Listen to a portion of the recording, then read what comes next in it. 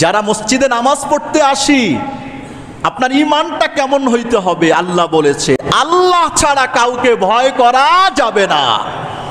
হাদিসে এসছে কেউ যদি আল্লাহকে ভয় না করে দুনিয়ার মানুষদের ভয় তার দিলে ঢুকিয়ে দেওয়া হয়। কেউ যদি আল্লাহকে ভয় করতে শিখে, সে ইসলামের উপর চলতে, আল্লাহর কথা বলতে দুনিয়ার কাউকে ভয় করে না। মরলে মরবো, বাঁচলে বাঁচবো, নির্যাতিত হলে নির্যাতিত হব, প্রয়োজনে ইমানের জন্যে ফাঁসির কাষ্ঠেও ঝুলতে রাজি আছি, তবে শর্ত আল্লাহ এই কুরবানির বিনিময়ে তোমার পাশে একটা জান্নাতে ঘর বানায়া দিও। সুবহানাল্লাহ বলেন। আল্লাহ ছাড়া কাউকে ভয় করা যাবে না।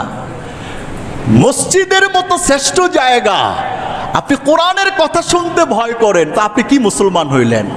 একজন খতিব, একজন আলেম, সে সব কথা বলে না, বলতে পারে না। চাকরি যদি ছুটে যায়, এইরকম চাকরি না করে জুতা সেলাই করে খাওয়া হাজার গুণে ভালো। ঠিক না বেঠিক কথা বলে?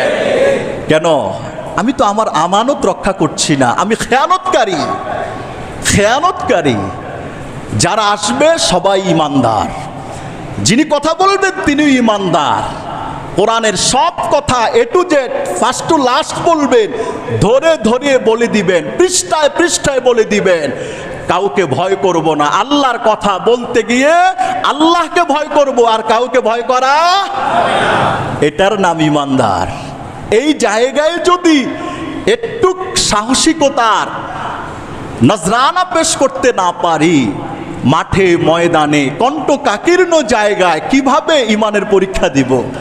এই কোয়ালিটিটা নাই বললেই চলে, খুব কম আছে। ঠিক না বেটি কথা বলেন?